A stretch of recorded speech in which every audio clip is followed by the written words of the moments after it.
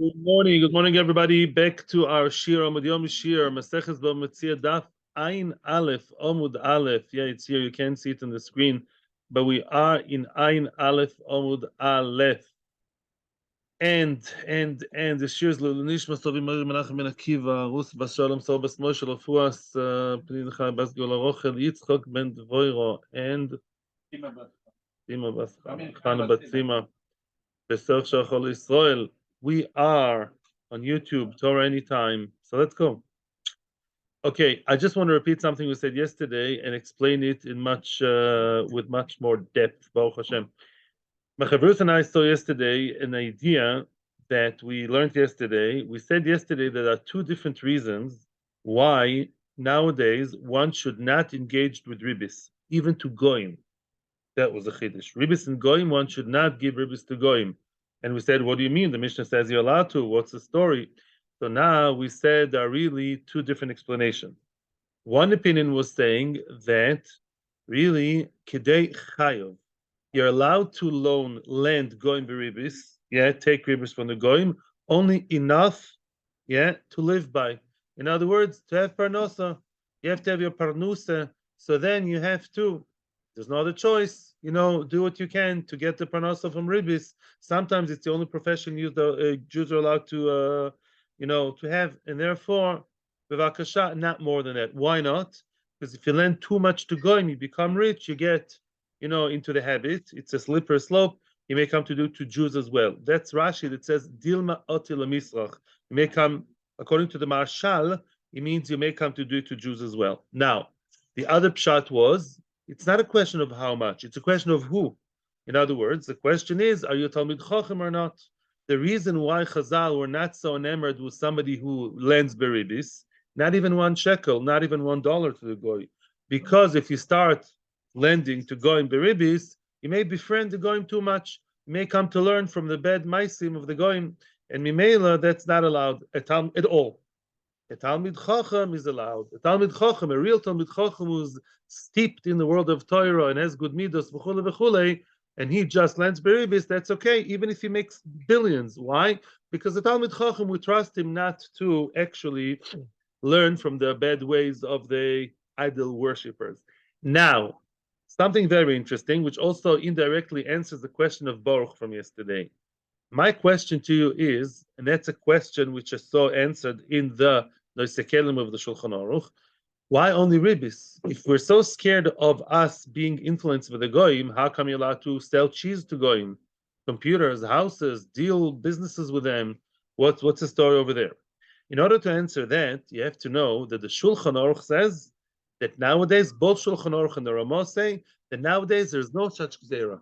Nowadays, I don't mean 2023, even today, and already in the times of Shulchan Aruch, one is allowed to engage in ribis to no end when it comes to goyim. There's no problem. Why? What's the difference? What do you mean nowadays? We're not reform. What happened today all of a sudden that you're allowed to deal with ribis with goyim to no end, that there are no limitations? How come the gzera of the Gemara just, dissipated into thin air? So the Noise Kalim explain as follows, very nice. They say like this.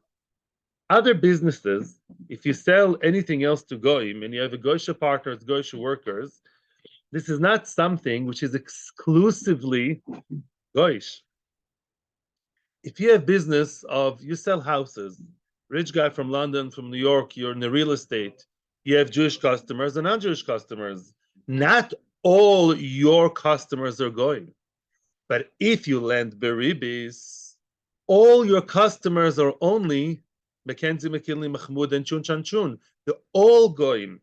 To be steeped into a chevra, which is 100% goyish, because you're not allowed to deal with Jews, only with goyim. You're the guy who's completely immersed in goyish society. Oy, that's bad. Say the Noisekalim, that was a concern back then, because then, there was a situation that, or in Eretz Yisrael, you can deal with Jews, deal with goyim, and you deal only with goyim, that's bad. But the Noisekalim says nowadays we're in Chutz La'aretz, and we anyhow have to deal with goyim all the time. Even if you have 30-40% of Jewish clients, you also have a lot of goyish clients anyways, because there's no other way. Mimele ribis is also allowed. That's how they explain it. Very interesting. Okay, now we can continue. Yeah. Okay. Yes. Good. Let's go weiter. Ika dematni lo. Some say, some learn the following statement. Lehode Rav Huna. Yeah, Rav Huna, if you remember, was the one. We're in the fifth line, by the way. Yeah, fifth line starts with the word Huna. Ika dematni lo lehode Rav Huna. Some say that the statement of Rav Huna, which spoke against lending beribis, which said that a person who lends beribis, then he's then there's an issue with lending to going with ribis, is as follows. Ahad Tani of Yosef. Some people pin the words of Rav Huna on the words of Rav Yosef, which we're going to see now. What did Rav Yosef say? In kesef talves ami esoni imoch. The Torah says, if you lend money to my nation, to ami, to my people, eseoni imach, you lend it to the oni, to the poor man that's with you. These are the words of the pasuk. You lend money to my nation, to the oni, to the poor man which is with you. What does the pasuk really mean? And by the way, the word im, the word if, is not really a word. It doesn't really mean if. Yeah, it's not a word that selects yes or no. It's one of the 3 times in the Torah where the word im does mean if, because you have to lend. You should know that. If a friend comes to you and he wants to borrow money and you have the money and he's a trustworthy person, you have to lend him the money. Yeah, this is, by the way, the halacha. Now, what does the pasuk speak about? My nation, oni, what does it mean? Explains the Rav Yosef explains, he's like analyzing the pasuk. Ami v'nochri. Let's say 2 people come to you. One of them is from my nation, and the other one is Nochri, is not from my nation. He's a foreigner. Yeah, he's not Jewish. Then Ami Koidem, my nation comes first. Yeah, somebody from my nation says Hashem, you should lend him before you lend the other person. Oni ve Oshir. Yeah, 2 people come to you for a loan. One of them is poor, the other one is rich. Now the rich person wants to invest. The poor person wants to buy some milk and bread for his children. Oni Koidem. The poor person comes first, which explains to us, by the way, what it says is Ami, my nation, Jew before the other one, and Ani is the poor before the rich. Aniyecha v'aniyei ircha. What does it mean, imcha, with you? If you have 2 choices, your aniyecha v'aniyei ircha, which means anim from your family and anim from your city. Let's say your brother lives outside Bet Shemesh. We live in Bet Shemesh now, yeah? And let's say your brother lives in I don't know, Ashdod, right? And what happens in Ashdod? Not your city, but he's your brother. So your brother who lives in Ashdod comes before your neighbor who lives next to you in Nachal something in Bet Shemesh. Aniyecha, yeah, aniyecha koidmin. Your anim come first. And that's what it means, imcha, with you. Your family is with you before your neighbor. However, aniyei ircha v'aniyei iracheres, the very, very famous line, the people of your town and a name of other town. You have the Kupa Shel Tzedakah, Ramah Aleph, and you have the Kupa Shel Tzedakah of, I don't know, Netivot or New York, I don't know. Then the Aniyei Ircha, the people from your own town, they take precedent, they have the right of way. Aniyei Ircha Koidmin, the famous line, here it is, that's the source in the Gemara, Aniyei Ircha Koidmin. And by the way, without going into many details, it says that Aniyei Eretz Yisrael, though, yeah, it says already in Halacha, I saw they come before Anim of Chutz La'aretz. Now, I don't know if you live in New York, then New York is before Yerushalayim. If that, I'm not sure, but if you live in New York and you have 2 collectors coming to your door, which is very common, one from Yerushalayim, one from Chicago, then Yerushalayim is before Chicago. And you live in New York. That I'm sure about. That's Halacha Shulchan Aruch. I'm not running my agenda here, yeah? Yeah, so near Eretz Yisrael, that's later Takana, is before Chutz La'aretz, yeah? London. If people come to your door in London, one of them is from Gateshead, one is from Bnei Brak before Gateshead. Okay, nothing against yes, halacha. I'm not okay. You'll give both. Very nice. Now, okay. Now, Omar Mar. Now let's explain what's the chiddush over here. Omar Mar. Let's explain what Rav Yosef was saying. Ami v'nochri ami koidem. My nation and a goy, my nation, Hashem's nation, takes precedent over the other nations. More pshita, of course, we always give right of way and we always treat our nation better when it comes to money. We have our own closed club.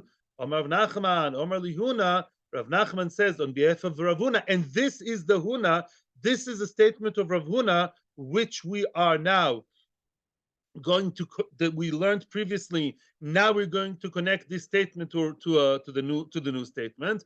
Lo nitzracha. The chiddush is dafilu lenochri beribis ulisrael bechinam.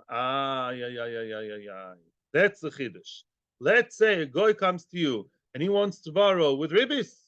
Ribis, lend me, I don't know, $100,000, and I'll give you very nice ribis. That's tempting. And the Jew is asking for 100,000, obviously without ribis. Then you give the Jew even though you're losing money. That's a chiddush. Yeah, why should I lose money? I'm losing the interest. I would have given Mackenzie and not McCohen. And the answer is no. That's the chiddush, and that's a Mesiras Nefesh you have to have. You give it to the Jew and not to the other one, even though you're losing the ribis. And this is what Ravuna was saying. So according to this statement, there's no isser to lend the goyim ribis. No, there isn't. But if there's a goy and a yid, you give the yid first, although you're losing the ribis. And I'm 100% sure that Hashem will compensate you, and Hashem, in His own great ways, will compensate for the seemingly, for the, so to speak, loss. Tanya, Amar B'Yosi, another statement regarding the severity of ribis. Question time, question time. Yeah, no commercials, but question. Before we continue, thank you for the reminder. Thank you, Yosef. Obviously, it does say in Mishnah in Peh, if I'm not mistaken, before Shulchan Aruch, it says that if you have goyim and yidden in the same place and you give the yidden, you also have to give goyim. Otherwise, you create animosity. That's true. You have to give goyim, and when you give Jews, you know, I know also in other certain place in Europe that there is a very rich person. He gives Jews, and the goyim know him very, very well. He's a very well-known person with the general public. He also gives goyish causes. Otherwise, it creates a lot of animosity, and you give general things as well. I'll tell a little story time. That in another country in Europe, so once something, a Christian cause was collecting for the Christian thing, the people asked the Rav, the Jews there in that city, can we give? It's Christian, it's not Stam Avodah Zarah. So the Rav said, give something symbolic. Even though it's not Mamash Avodah Zarah, not Mamash for the cross, it's a church, I think. You know, there's very tense in the relationship there, so give something symbolic. At the end of the day, this is a very Mesuder Yekisha country. At the end of the day, came out, they did like, you know, they sort of, not research, how do you say, they analyzed who gave more. The Jews, you know, in proportion gave more than the Goyim. With our symbolic donations, were more than what the Goyim donated. So, you know, Mikam Chesrol. Okay, the Seder. Weiter. Pshita, let's now continue. No, excuse me. Yeah. Tanya. Omar Rabbi Yosi. Rabbi Yosi says, look how blind are malve beribis. People who lend beribis are so spiritually blind. Why? Adam, listen to this. Adam Rosha. Let's say a person calls his friend Rosha, seriously, not in a joke. A person comes to his friend and openly, overtly calls him, you Rosha, you wicked person, you balavera, you achiloinisha, oy, oy, oy. What would be the natural reaction of the one offended, of the victim? He would make his life a misery. In other words, not that it's right. Yeah, Tosfos and Rashi both say that there's no permission to take revenge, but the natural reaction would be a reaction. Who are you? Well, you know, you can take people to Beis Din for that. It's boishes, seriously. Somebody insults you in public. Yeah. People can take you to Beis Din. Both Rashi and Tosfos quote other Rishonim that say that you even allowed to burn a third of his field, Tosfos says. Yeah, and Tosfos says, Mechitesi, you're not allowed to be violent or take away his money of the person who called you a Rosha. And of course, all the Balamusar will tell you to keep quiet and be good, but naturally, you're not going to like the fact the guy called you a Rosha, naturally, unless you're a big tzaddik, a Pastor Salanter. Melech Biderman talks about it, but normally, you're not going to enjoy the guy who seriously calls you Rosha, especially not in public. You're going to, take umbrage and take exception and all these things.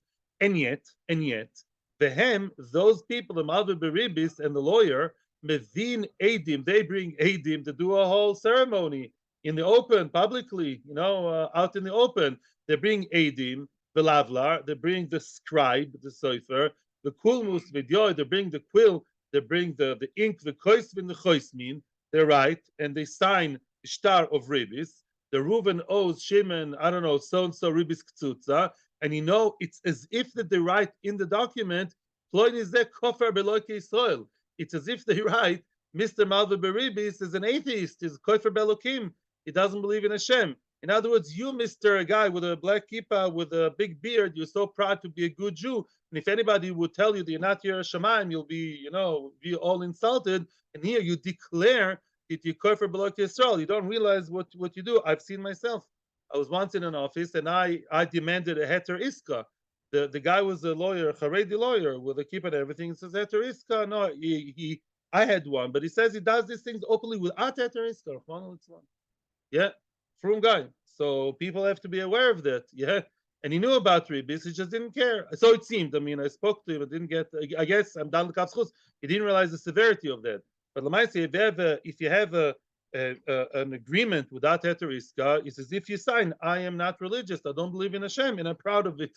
Yeah, I officialize it. So just realize what you do. Yeah, this is actually what's going on. Yeah, Tanya.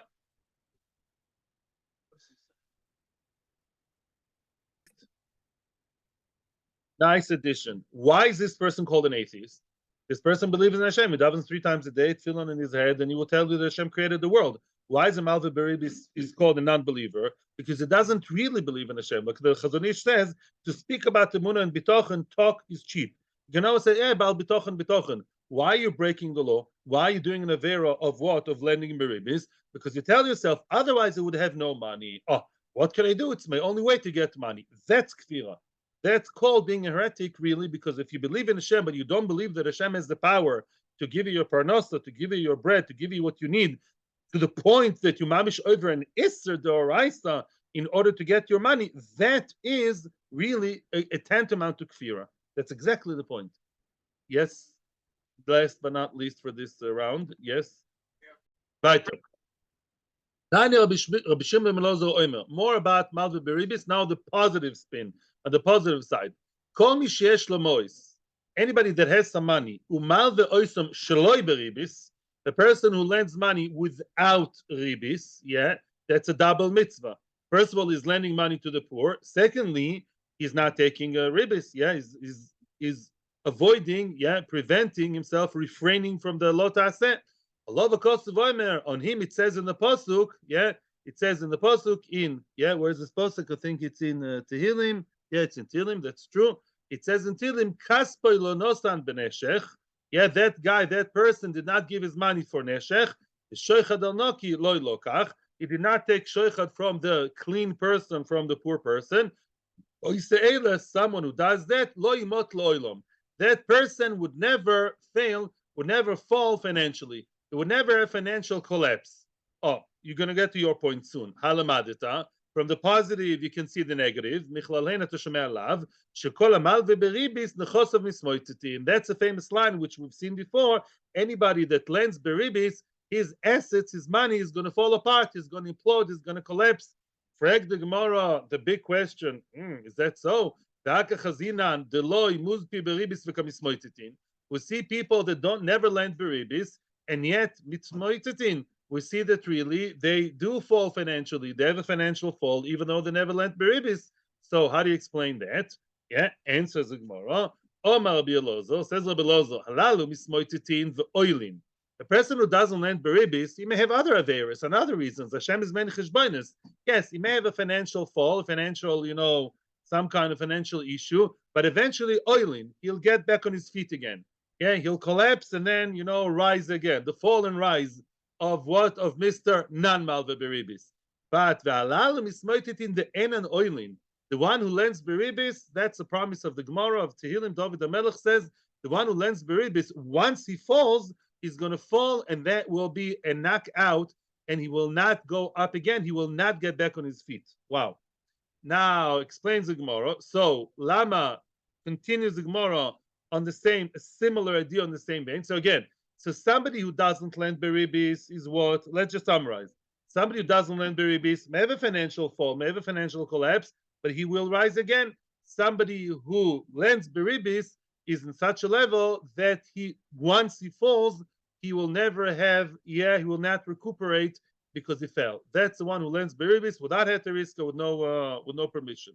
Now, Zok the Gemara a similar idea, which is actually the beginning of Maseches Brochus mentioned. It says, Lama tabit boigdim. Why, Hashem? Why do you watch? How can you look at those traitors, the boigdim? Tachrish, you keep quiet. Kibala rosho tzadik mimenu. The rosho, yeah, the person who's the rosho swallows, sort of wins over, yeah, he overtakes the tzaddik mimenu. A person who's more tzaddik than the rosho. It seems to be unfair that the rosho swallows the one who's more tzaddik than him. What does it mean? Omar Rav Huna. Rav Huna is medaik in the pasuk. He's learning the pasuk as follows: Tzaddik mimenu bolea. Somebody, a Rasha, may win against a tzaddik that's not a tzaddik gomor. Somebody more tzaddik than him.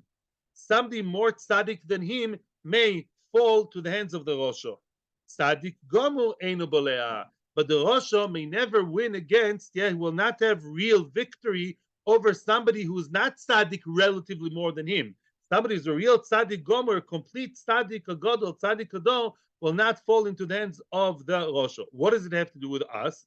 It says Rashi, you can look at Rashi here. It says, here I'm reading Rashi here. Afal pisha mismoitet oile ve'eno nivlo le'oilom. Tzaddik gomer eno bolea. It means like this. The tzaddik gomer is the person who falls. But he goes up again and doesn't actually fall forever. That's the comparison. Bolea means, what does it mean livloa? Swallowed. That's it. You're in the tummy.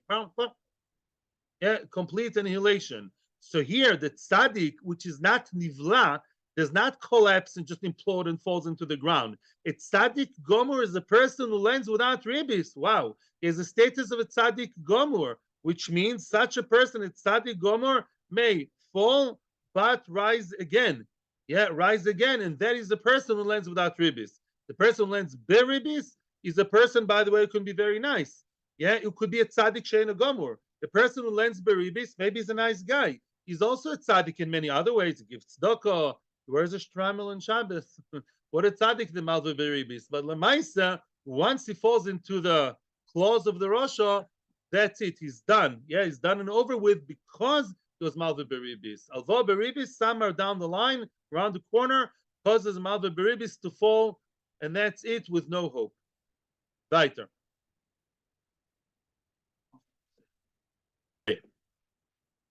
Tanya, we are in the last narrow line. Mem Ein Aleph Amud Aleph. Tanya, Rebbe Omer. Rebbe now makes a big statement which will be elaborated on till the end of the Amud and beyond. Rebbe says, Ger Tzedek HaOmer Le'inyan Mechira. There are two gerim mentioned in different brises in the Shas, and Rebbe has an issue with that. Number one, Ger Tzedek HaOmer Le'inyan Mechira. A person, a ger tzedek, a proper ger, who's fully Jewish once he was Megai, or a real good convert, Orthodox convert, which is mentioned regarding the sale of an Eved Ivri. Soon we're going to see what that means. That's number one. The ger toishav ha'omer le'inyan ribis. Another ger which is mentioned is a ger toishav. What's a ger toishav? We saw yesterday. Ger toishav, that what?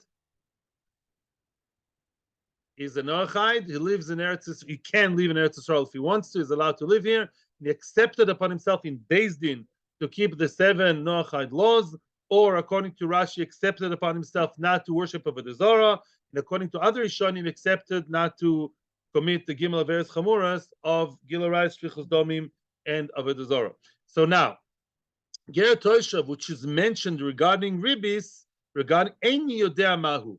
I have an issue. I have a question about two gerim that are mentioned regarding two halachos, and if you don't know what's going on, you're in good company. The Gemara will explain everything down to the T. The Ger Tzedek regarding the sale, the Ger Toisha regarding Ribis. There are questions about them. Rebbe doesn't even tell us what the question is. We're going to see the Rebbe's question, and we're going to answer the question. Number one, Ger Tzedek ha'omer le'inyan mechira. Case number one. There's a ger tzedek which is mentioned, b'derech agav, regarding the sale of an Eved Ivri. Dichtiv. It says about a Jew. Now that pasuk is mentioned in Kiddushin. That pasuk is about a person who's a soiche b'peres shvis. A person who deals with shvis. A person has a grocery store and he doesn't care about shvis. All this business, all these sorts are based in dusha shvis. I don't have koich for that. I'll just make big buck. I'll keep my field in shvis. He behaves in shvis as if, business as usual, as if it's shishis. Why? because he wants to make money. Yeah, he'll make more money by selling the regular produce during Shvis. So he thinks. What happens to him? He slowly but surely deteriorates. His financial situation gets so bad, and before we even get to the quote of the Gemara by us, the Gemara in Kiddushin says that he sells he gets so poor he ends up selling his metaltalin, his stuff, his mobile goods, and his furniture. And if he's not doing tshuva, he doesn't learn the lesson. He's not sama liboy. Then he ends up selling his land, his piece of land, that nice patch of land where he sold all these tomatoes and tomatoes in Shvis. He has to sell it. He didn't do tshuva. He did not regret doing what he does in Shemitah. He'll end up selling his house. And now, eventually, he's going to end up selling himself and selling his daughter. Dichtiv. At our brisa, in our Gemara in Bava Metzia, as opposed to Kiddushin, meets the guy in the middle of the way down, sliding down without doing tshuva. It's a very big action. Yeah, he's a very stubborn person. He doesn't learn the lesson from Hashem, doesn't do tshuva about doing tzchor with Peres Shvis. And how does he end up? It says in the Torah, Dichtiv, V'chi yomuch achicha imoch, v'nimkar lecha. Your brother becomes poor, yomuch, becomes mach, which means poor. And at the end of the day, he's sold to you. What's to you? At the end of the day, he ends up being an Eved Ivri, sold. Yeah, he has no money to support himself. He has to sell himself as an Eved Ivri. Who does he sell himself to? Nice Jewish family. Oh, but if he doesn't learn the lesson, and he still posts in his, social media page, I am Soicher Peres Shvis and proud of it, he's still doing the business in Shemitah, then V'loi lecho ela leger. He'll end up not only being sold to a proper Jewish family, he'll be sold to a ger. Shenema leger. It says in the Torah, he's sold to a ger. He's sold to a family of gerim. Why is it bad to be sold to a family of gerim? I don't know. But Lamais, it seems to be one level down that he's sold to a family of gerim. Now, velo leger tzedek. Eventually, if he doesn't do tshuva, he'll end up not by the house of Mr. Yira Shamayim Ger Tzedek from Bnei Brak, elo leger toishov. He'll be sold to a Ger Toshov. A Ger Toshov is a nice guy, but you know what a Ger Toshov's kitchen looks like? Rashi says time and again and again and again and again in Shas, all over Shas. Rashi says that a Ger Toshov eats nevelos utrefes. He's allowed to. A Ger Toshov is allowed to eat trefes nevelos. He's not allowed to keep Shabbos. His wife is Nida, and he even has a TV in his house. I don't know, whatever. So if you live in the house of a Ger Toshov, you basically live with a guy who was relatively more decent than the other goyim, but it's still not the environment you're looking for, right? You'll end up even there. Shenemar leger, and it says toishov, yeah, ger toishov, mishpachas ger. Eventually, if he doesn't do tshuva, then he will be sold from the ger toishov. He'll be sold to a goy, a real goy. Yeah, the real deal. Yeah, mishpachas ger ze anochri. Sheomer oile eker. It says leeker mishpachas ger. Eker is something that has to be uprooted. This guy deteriorates nice and slow, and eventually, in the end of that very sad trail, what's going to end? How will he end up? Not only he'll be sold to a ger or ger toishov and a regular guy, he'll be sold to avodas kochavim atzmo. He will actually be the shamish of the avodah zarah. He'll be sold to the ashram in India, and he'll be the one, cutting the wood and I don't know what they do there exactly, the incense, the fire, even if he won't be over the Zar himself, he holds himself as a Jew. But the Maise, he'll mamish be sold to be the sexton at the church or at the ashram in India or China. So that's bad news. If he doesn't do tshuva, if he doesn't learn the lesson, then Hashem will keep hitting him all the way down. But now one point we want to siphon from that whole sad story. Omar Mar, v'lo lecho ela leger. One of the sojourns, one of the stops in his sad journey was what? That Eved Ivri, which is a halachically regular Jew, is sold to a ger. He's sold to regular ger, shenema leger. Now Rebbe has a problem. Here Rebbe pipes in. Here Rebbe comes with his issue. Lemeimra, you want to tell me the ger kani Eved Ivri? Is that so? Really? Says Rebbe. Is it true that a regular ger, a ger which is a regular Jew, his kids are in Beis Yaakov and yeshivas, yeah? A regular ger, can he actually acquire, obtain an Eved Ivri? Is that so? Because that's it's one chapter in this big novel that we're writing over here, yeah? The year with Eved, with a ger. Is that so? Very mini. Here, I'll show you here a brisa which proves otherwise. It says, "En a ger nikne be'eved ivri." A ger is not allowed to be. Now, don't get confused. Here it says that a ger cannot be bought as an eved ivri. Yeah, a ger cannot be an eved ivri. A ger who stole, a ger who is down financially, a ger cannot sell himself, or Bezin cannot sell him as he himself being an eved ivri, and soon we'll know why. Soon we'll know why. And also the ein isha v'ger koinin eved ivri. A woman and a ger. Now a woman came into the story. A single woman, a widow. Let's say the Gemara says later, a single girl who lives by herself, makes money. She wants to have an eved ivri. She's from. She'll keep yichud. Yeah, a woman and a ger are not allowed to obtain and buy an eved ivri. What's the story? Let me explain to you. Says the Gemara. Ger lo nikna be'eved ivri. A ger is not allowed to be bought, be sold as an eved ivri. Why? Because it says about an eved ivri, v'shav el mishpachtoi ba'inan. It says he should go back to his family. Back to the family, beho leika. A ger doesn't have the entire extended family. He may have children, may have a wife, but a ger halachically has no parents. So that's like a remez. A person who doesn't have parents, who are Jewish, yeah, I mean, an orphan can be an eved ivri, yeah, because Lamaisa he has a Jewish family. A ger doesn't have, a ger who himself became Jewish, kikotan shenoilod, is like a born again Jew, is born again, and therefore he doesn't have real brothers and real parents, right? And have children, and therefore that's not called having a family, and that's like a halachic condition. Only a person with a real Jewish halachic family may become an eved, and otherwise no. I don't know why, but that's Gzeres HaKosu. The haleka, he doesn't meet that condition. Now, one second. The ein ish of ger koinin eved ivri. Now, what about the opposite side? Why is it that a woman and a ger may not buy for themselves an eved ivri? Isha lav urachara. A woman is not a derech eretz. Why? Because misyached ima.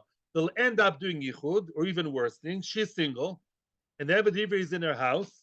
So since they live together, all the time, even though they may try, they can very easily come to whatever, do naughty things together. And that's why I say a woman living alone with a male helper who's there all the time, eved ivri, stay away, lady, and don't buy yourself a nice woman to help you, not a man. Now, in ger, why can a ger not buy an eved ivri? Nami, we also have the drosha gmiri. We have a halacha that we learned. It says on halacha, the mikni kani, but the loy mikni loy kani. Only a person that can be bought as an eved ivri can buy an eved ivri. A person that cannot be bought as an eved ivri cannot buy an eved ivri either. In other words, yeah, you cannot play the game in one way, in a unilateral way. You want to be in the eved game, you can't be superior over other people. Only people that potentially can become an eved ivri, they may acquire an eved ivri themselves. Otherwise, no. So let's summarize. So Lamaisa, what's Rebbe's problem here? Let's summarize. Rebbe says as follows. Oh, wait a second. You're telling me this very sad saga of the guy who sold the pair of shvis and he goes down. One stop. Whoa, what did he say? That an eved ivri sold to a ger. How come? We know that a ger cannot become an eved ivri because he doesn't have mishpachtoi, shovel mishpachtoi. He doesn't have a mishpachtoi to go back to, so it cannot be sold. And we have a Kabbalah, a Gemara, that tells us it goes both ways. He cannot be an eved ivri, he cannot buy an eved ivri. Oh, so excuse me, leave the woman alone now. The woman is a different story, yeah? But a ger cannot buy an eved ivri. So how come you telling me that an eved can be bought, and it's so sad and so bad that the guy was sold to a ger? How come ger can buy an eved ivri? Yeah? Amar of Nachman, thank you for your patience. Amar of Nachman bar Yitzchak, and now Rav Nachman bar Yitzchak comes to answer Rebbe's question, and he says like this, Eino koine v'dino keIsrael. When we say that a ger cannot buy an eved ivri, it means he cannot buy in and have the halachos of Israel as the buyer. An owner of an eved ivri who's Jewish has other halachos, different halachos, to an owner of an eved ivri that's not Jewish. Which means a ger may obtain the eved ivri, aval koine v'dino kenochri. He may buy the eved ivri, but the ger may have regarding this the status of a goy. What do you mean the status of a Jew or status of a goy regarding owning an Eved Ivri? What's the difference whether Cohen bought an Eved Ivri or Mackenzie bought an Eved Ivri? The Tanya, the Bryce will explain to us right away.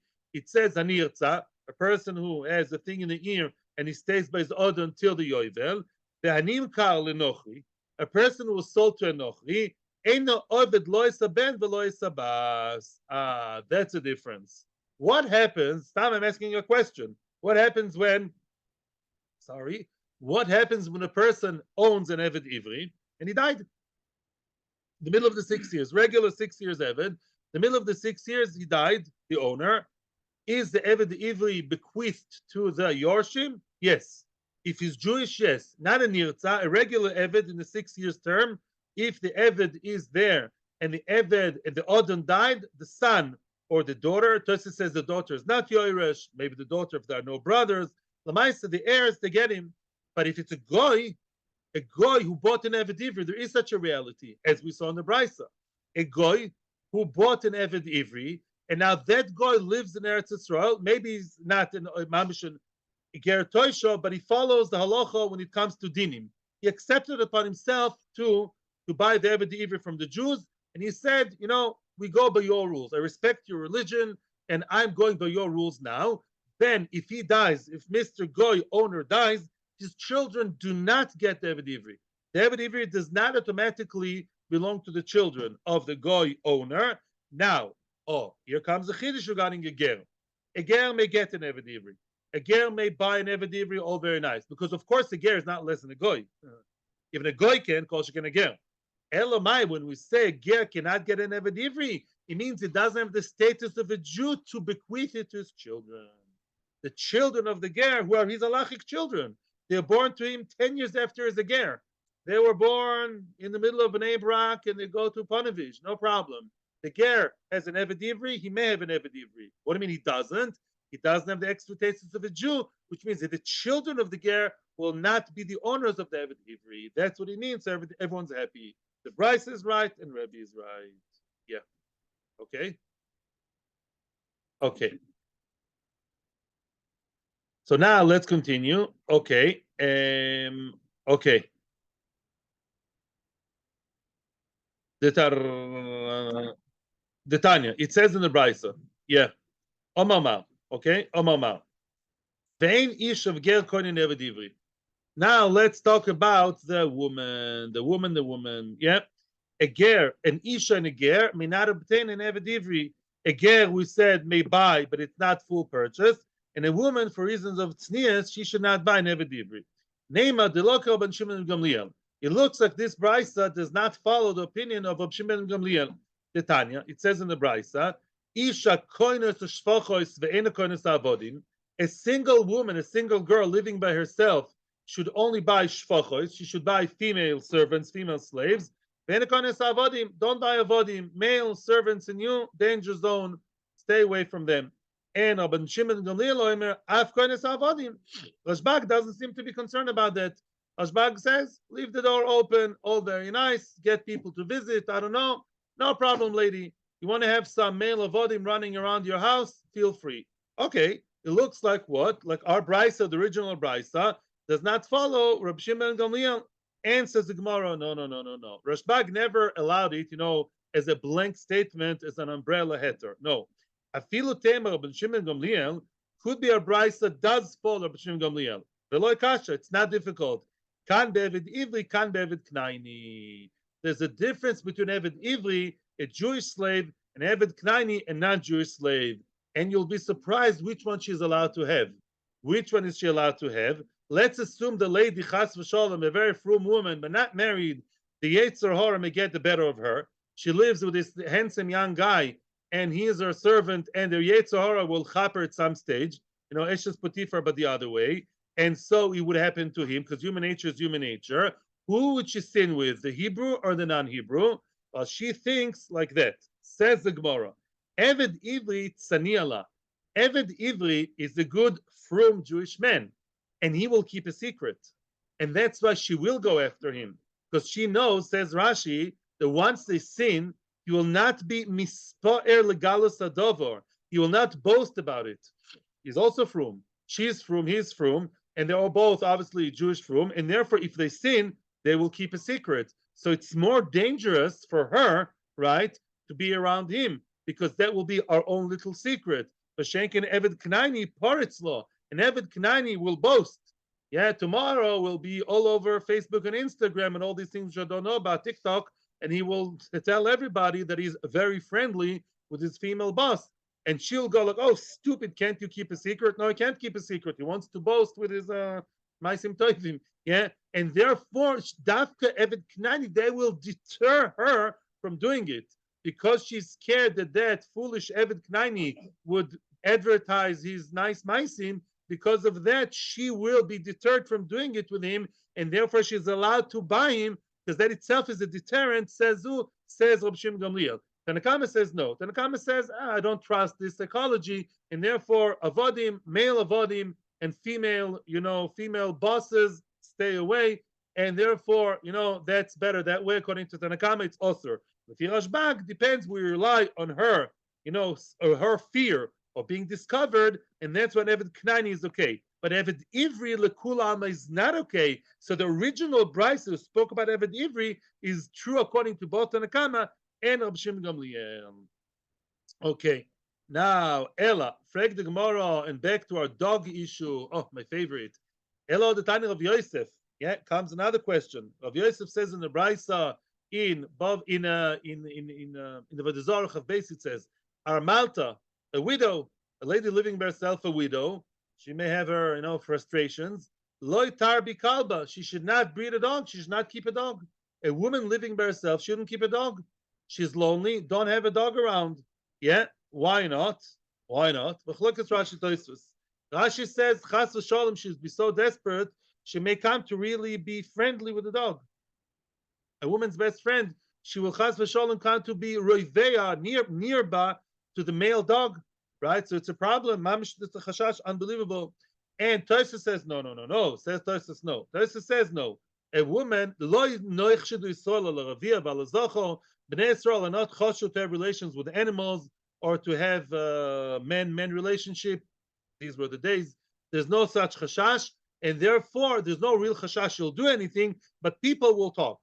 If she and the dog seem too friendly and too cuddly and too this, and he's like her best friend, people may say, "Oh, he is her husband," and that will be something like a lashon hara issue, like a marisayin, like a mechze. That alone is enough of a problem that she's going to lose her dignity in the eyes of people. According to Rashi, she may really come to do stuff with him.